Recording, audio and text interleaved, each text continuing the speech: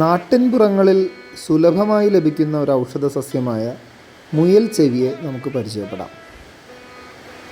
Emilia സോഞ്ചിഫോളിയ എന്ന ശാസ്ത്രനാമവും ശശശ്രുതി എന്ന സംസ്കൃതത്തിൽ നാമധേയവുമുള്ള ഈ ഔഷധ സസ്യം തൊണ്ടവേദനയുടെ അഥവാ ടോൺസിലൈറ്റിസിൻ്റെ ഒരു അഗ്രൗഷധമായി തന്നെ നാട്ടിൻപുറങ്ങളിൽ ഉപയോഗിച്ചു വരുന്നു.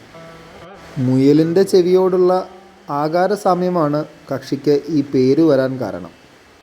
11 വയസ്സിൽ താഴെയുള്ള കുട്ടികളിൽ ഇടയ്ക്കിടെ കണ്ടുവരുന്ന തൊണ്ടവേദന അഥവാ ടോൺസിലൈറ്റിസിൽ മുയൽ ചെവി ഇടിച്ചു പിഴിഞ്ഞ് അതിൻ്റെ നീര് ഉപ്പ് ചേർത്ത് സേവിക്കുന്നതും, അതുപോലെ മുയൽ ചെവി അരച്ച് ഉപ്പ് ചേർത്ത് കഴുത്തിൽ ലേപമായിടുന്നതും വളരെ ഫലപ്രദമായി കണ്ടുവരുന്നു. മുയൽ ചെവിയുടെ നീര് ചേർത്ത് കാച്ചിയ എണ്ണ നെറുകയിൽ തളം നിർത്തുന്നതും ഇത്തരത്തിലുള്ള തൊണ്ടവേദനയിൽ വളരെ ഫലപ്രദമായി കണ്ടുവരുന്നു.